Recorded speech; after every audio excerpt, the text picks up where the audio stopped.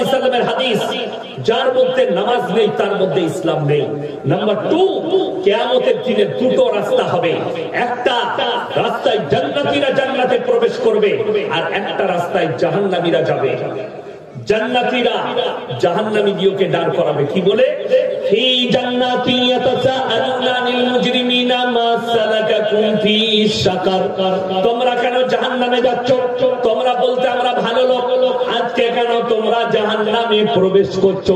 তারা উত্তর দিবে 1 নম্বর, ক্বালু লাম নাকু মিনাল মুসাল্লিন, আমরা নামাজি মুসল্লিদের মধ্যে ছিলাম না, তাই আল্লাহ আমাদেরকে জাহান্নামে পাঠিয়েছে। কত মারাত্মক আয়াত। তারা উত্তর দেবে, হে আমার মা, হে আমার বোন, হে আমার ভাই। তাদের উত্তর হবে জাহান্নামীদের। 1 নম্বর, ক্বালু লাম নাকু মিনাল মুসাল্লিন, আমরা মুসল্লিদের মধ্যে ছিলাম না, ওয়া লাম নাকু নুতইমুল মিসকিন, এবং আমরা মিসকিনকে খানা খাওয়াইতাম না, তাই আল্লাহ আমাদেরকে জাহান্নামে পাঠিয়েছে।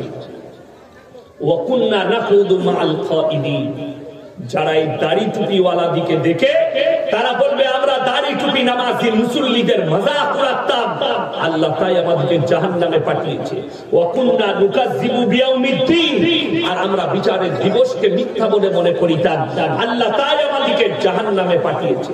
আমার ভাই, আজকে মুসলমান নামাজ কেন পড়ে না, রোজা কেন রাখে না?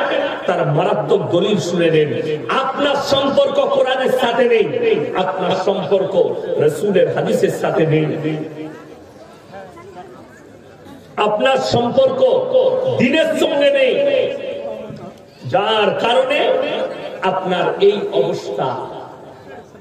আমাদের দেশের মুসলমান, আপনাকে একটা কথা বলি, যেমন দেখুন, পর্দা করা ফরজ না ফরজ না?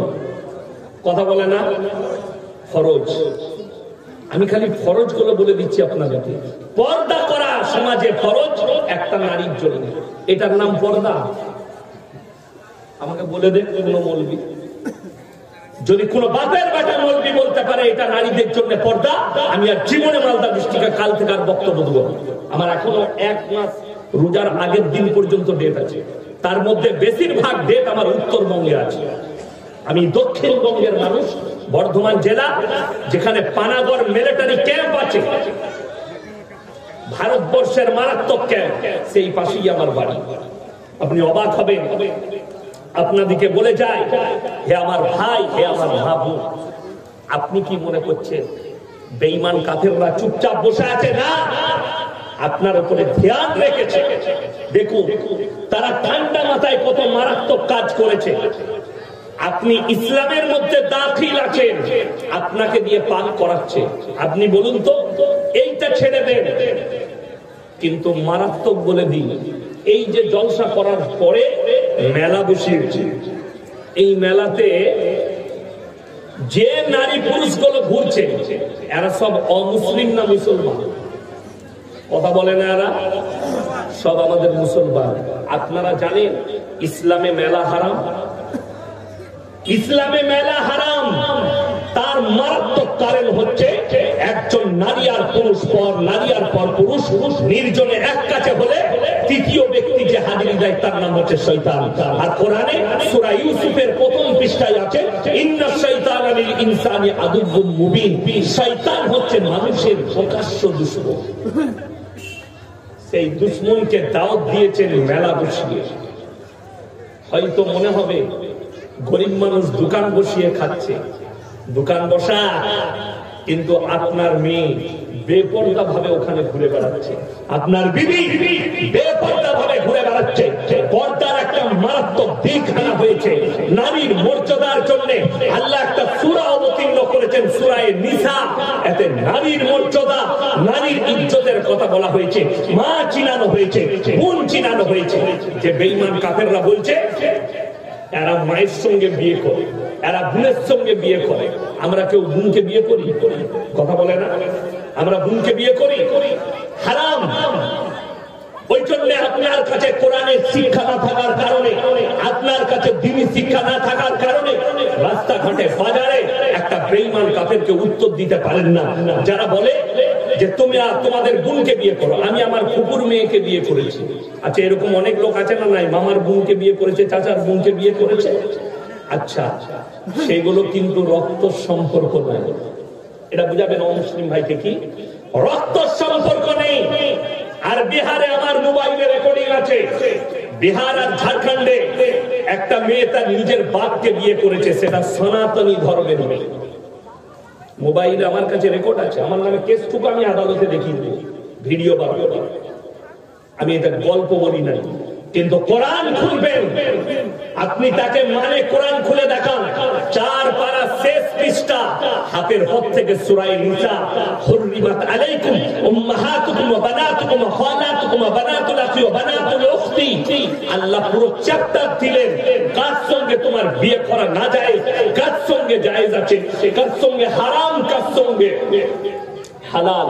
আল্লাহ পুরো চ্যাপ্টার দিয়ে দিলেন, তাকে খুলে দেখিয়ে দেন মায়ের সাথে চলবে না, বোনের সাথে চলবে না, খালার সাথে চলবে না, ফুপুর সাথে চলবে না। বড় একটা চ্যাপ্টার দিয়েছেন আল্লাহ রাব্বুল আলামিন কোরআনে, কার সঙ্গে বিয়ে হারাম, কার সঙ্গে বিয়ে হালাল। যেহেতু আপনার কাছে দিন না থাকার কারণে, দ্বীনি শিক্ষা না থাকার কারণে আপনার উত্তর দিবার ক্ষমতা আপনার মধ্যে নেই। আপনি ফেলোয়ার, নিজের ধর্মের কাছে আপনি ফেলুয়া। বেঈমান কাফেররা তাদের মেহনতে কামিয়াব, আমরা আমাদের মেহনতে নাকাম হয়ে গেছি। জলসা করে এত জলসা, বিশ্বাস করুন এতগুলো বক্তা ঘুরে বেড়াচ্ছে, কারণ ডাইরি খালি নেই। ঠিক বললাম না ভুল বললাম? প্রত্যেক গ্রামে গ্রামে জলসা, প্রত্যেক জায়গায় জায়গায় জলসা। কালকে আমার লালগোলায় জলসা আছে, পরশু আমার বীরভূম বুজুমে জলসা আছে, প্রত্যেক দিন জলসা। তারপরের দিন 24 পরগনায় এইভাবে রোজ জলসা আছে। পরিবর্তনের জায়গা কিচ্ছু নাই। এত আলেম উলামা, মাদ্রাসা, মসজিদ, কেউ বলছে আমরা তাবলীগ করছি, কেউ বলছে জলসা, কেউ বলছে মিলাদ, কেউ বলছে এইভাবে দাওয়াত দিচ্ছি, এত চলছে, পরিবর্তন নাই। তার মারাত্মক কারণ হচ্ছে কোরআন থেকে সম্পর্ক ছিন্ন, আলেম থেকে সম্পর্ক ছিন্ন, উলামা থেকে আপনার সম্পর্ক ছিন্ন, যার কারণে আপনি এতটা বিপদগ্রস্ত হয়ে পড়েছেন।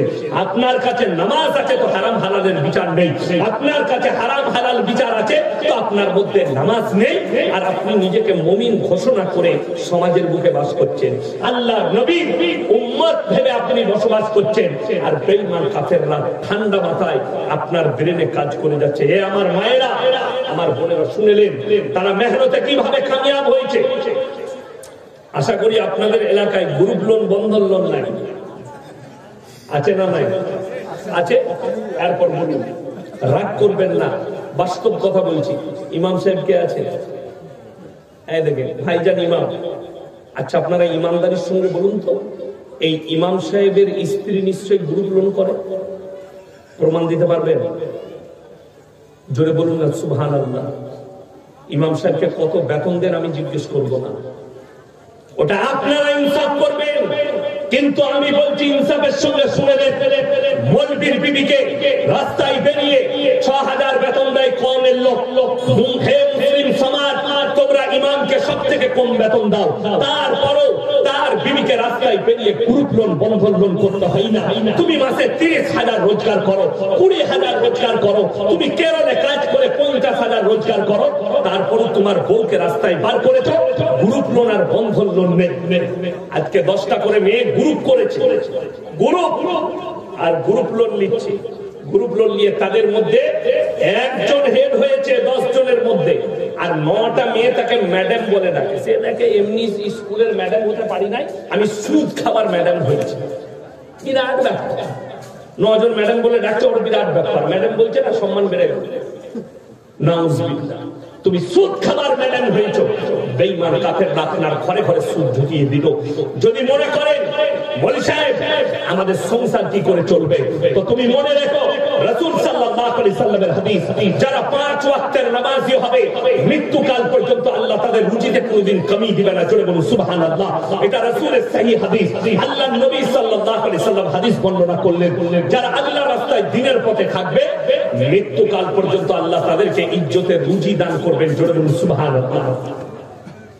আমরা মৌলবীরা আল্লাহর উপরে ভরসা করি।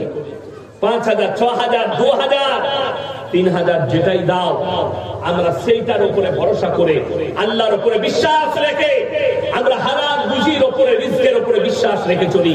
যারা মনে করছেন টাকা বেশি থাকলে খেতে পাওয়া যায়, আমার মারা শুনেলেন, যারা মনে করছেন যদি কোটি টাকা থাকে তবে ভালো মন্দ খাওয়া যায়, ভুল।